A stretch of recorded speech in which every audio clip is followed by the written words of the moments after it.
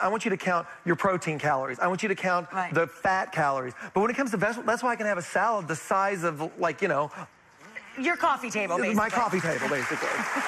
And I'm never going to count those. No one's ever going to gain weight from salad or broccoli. And it's the calories you don't have to count that you can eat in volume. Absolutely. That was fabulous. Thank you. So we've gone from inside Bob's Daily Diet, and now, as I promised, we're going inside our friend Dr. Ian. For real, we're going to go inside his stomach. Watch. This is my last meal before I swallow that pill camera for you, and boy, does it look good. I'm here at Dr. Chattoo's office. We're going to do the pill cam procedure. It's a less invasive endoscopy. You get to see my insides with just a simple camera. Hey, good to see you. So how does this pill cam work? So basically, it's a small pill that has a small little camera inside, taking thousands and thousands of images as it travels from your stomach into your small intestine, and then you poop it right out. And so what kind of things would you be looking for in this kind of study? With this camera, I'm looking for ulcerations in your intestine, bleeding. There's something called occult bleeding, small little minor mini ulcers throughout your intestines, Crohn's disease, celiac disease, a lot of different diseases that we can't see because traditionally your colon's so large. The beauty of the pill cam is you can see actually inside, you can actually watch digestion happen. You can learn a lot about your bowel health and your overall health in general. How fast are the results? How immediate are they? On your actual recorder on your belt that you're going to be wearing, you can see real time as the camera is moving throughout your intestine. There's radio frequencies that are pulsating, and that's recorded in the belt that you're going to be wearing all day long. Drink plenty of water because we don't want it to get stuck, and then just keep drinking water so that it'll go down into your stomach. And that's it. Once I swallow it, then there's nothing else to do. Correct. Okay. As they say, here goes nothing. There we go. Anytime you undergo a procedure, even as a physician, you have a little anxiety about it. I hope everything is great inside, but you never know. We're ready to go. Just put this around your shoulder. I just wear it like this, right? Wear it all day long. My man purse? Okay. You can do whatever you need to do the rest of the day. Come back and see me later, and I'll download all the information for you. I'll see you in about 7 hours. Excellent. Okay. Okay, so now we're back with Dr. Ian, of course, and this is gastroenterologist. This is Dr. Prem Chattoo. Doctor, everybody, doctor. Doctor. So I have so many friends that have done this very recently. Yeah. One of my closest friends and neighbors went through a terrible diagnostic process. She didn't know what was wrong there. She just knew something was wrong with her intestinal tract. Right. And first they thought it was celiac, and then they said, no, we don't think it's that. She had to do this, and it was really informative in helping her find a correct diagnosis. How long has this technology been around, and how does it help gastroenterologists? So it's been around many years. Really? Yeah, probably about 10 or so, if not a little bit more. The reason that this is so beneficial is because you don't have to use this long scope to go into the intestine. As you can see here, the intestine that we have, it's about 16 to 20 feet long. Wow. To put a camera that long into your intestine is quite uncomfortable. And scary for scary, people. yes, absolutely. Frightening to people. Totally. And those have been around a while. Let me just add that it's been around for a while, but the pictures are getting better and better. So it's, you know... The technology is helping. Just like the flash? How do you see in there? Yeah, so, you know, you typically do your bowel prep. So I drank this stuff, the bowel prep, to clean my system out. And then what happens is this, the pill actually has a little flash. And so it kind of lights up and takes like 50,000 pictures. So it's really taking a whole bunch of pictures, and it's almost like those little books when you were children, the flip books or something. Exactly. It becomes sort of a video when you look at them rapidly. Is that correct? What transpires is it takes, like Dr. Ian said, about 50,000 pictures. Then it loads onto the recorder, and I'm basically watching a movie. So it's a film that I'm watching in real time of what's going on throughout the intestine as it's And moving. you guys said in the piece it takes about, what, 7 hours for the process? It depends on what you're looking at. I mean, you know, it's called transit time, the time it takes for food to pass through your system. The pill does the same thing. But it could take, you know, between 4 and 6 hours, depending on how far down you want to look into the gastrointestinal tract. And is this one of your key tools now? When do you use this? So, essentially, we have 3 parts of the GI system: the stomach, the small intestine, and the colon. Is that what we have on the table here? Let's take a look at what we're talking about. Let's move down here. Let's do this first. So this is the intestines here. Right. Okay, and Bob, I'm going to have you help me here. Okay. This is the intestines. You stand on this side of an elephant. No. This is our intestines, seriously. So our intestines, our small intestines, guys, goes 16 to 23 feet. Wow. That's curled up inside of us. This is how long it stretches. If you took your intestines out and shred out, this is what it would look like. And the reason why it's so long is because your small intestines is what is our primary absorption of nutrients. So when you eat your food and you have to absorb nutrients, it goes to the small intestines, and so we have to increase the amount of surface area that we need. That is a big pill to swallow. Okay, so That was another thing, Bob, you were talking about earlier, right? I've learned a trick, and I'm sure you guys know this, to swallow pills. People always think that you need to put them in your mouth and toss Knock back. your head back. Put it in your mouth and tilt your head forward, and the pill goes straight. I can do 6 fish oil pills every single morning in my mouth. Well, I'm a person that it doesn't really bother me. I take a handful of vitamins, including the fish pill, every morning, and I knock them in and down. But my mom can't take anything larger than an aspirin. Chin down. Here's another trick. Chin down, that's a great tip. But also put the liquid in first. So you put it in first to allow it to float a little bit, and then go back with more, and that helps. Okay, but I love the chin down. That's a great tip. That's really cool. So you can see the flash, and that's how it gives light inside the intestines. This is it's totally fascinating. Yeah. One of the big things, is that when you're swallowing pills, it's very important to drink a lot of water because you can get an ulcer. A lot of people will come in afterwards to see me, and they had some pills, particularly large calcium pills or some type of vitamin. My mom takes large calcium pills. And it'll get stuck in your esophagus, and then it'll cause damage. Damage, exactly. Wow. So drinking a lot of water is very important. Plenty of fluids, before and after, or before you... Before and after. Before and after. Yes. Great advice, too. We're going to take a look at the findings. We're going to take a look at, well, his insides after this. Tomorrow, prepare yourself, people, for makeover madness. First, she's lost the weight.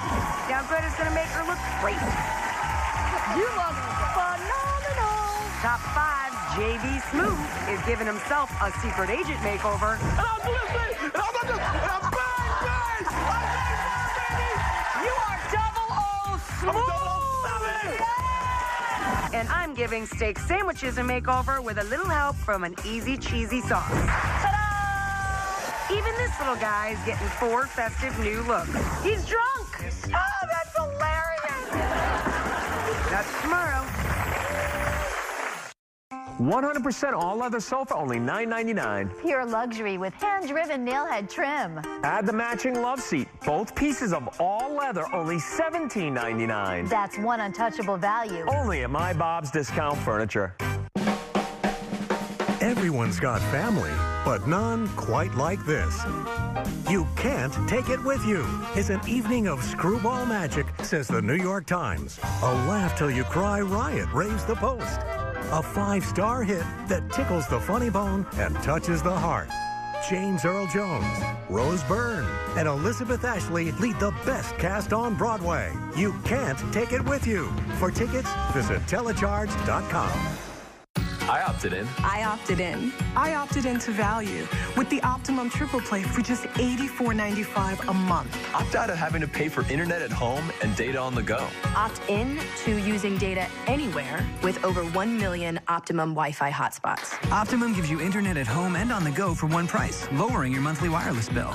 Opt out of missing your favorite shows. Opt in to watching whatever I want, whenever I want. The multi-room DVR lets you record up to 15 shows at once, free for 1 year. Opt out of being stuck on the couch. Opt in to internet you can connect to anywhere. Get a fast, secure connection on all devices at the same time anywhere at home with a free smart router from Optimum. And get a speed upgrade free for 6 months. I opted into Optimum. Call 866-200-9918 today and opt into value with the Optimum Triple Play. Just $84.95 a month, guaranteed for 2 years with no contracts. Opt into Optimum. Call today. Bonded leather everywhere you sit. Sofa, only $3.99. Add the matching love seat. Both pieces, only $6.99. Toss in the rocker recliner. All 3 pieces, only $9.98. An untouchable value. Only at My Bob's Discount Furniture.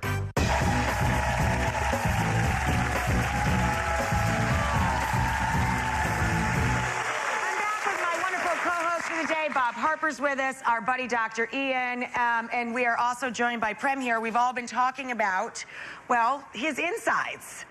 Dr. Chattoo, we were just discussing that these cameras that are the size of a pill have actually been around more than a decade, yes? Yes. But they are really cutting edge in that the technology has increased. You can take 50,000 photographs and Correct. view them like a video. Correct.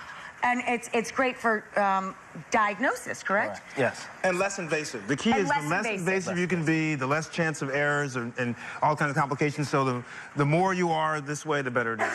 So Ian, Prem, let's take a look at Ian's insides, basically. And you guys can explain to us what we're looking at. So I swallowed the pill in the beginning. Whoa! This is my stomach here, as you can see. Those folds are called rugae, which are very, ruching in a dress, ladies. That's right.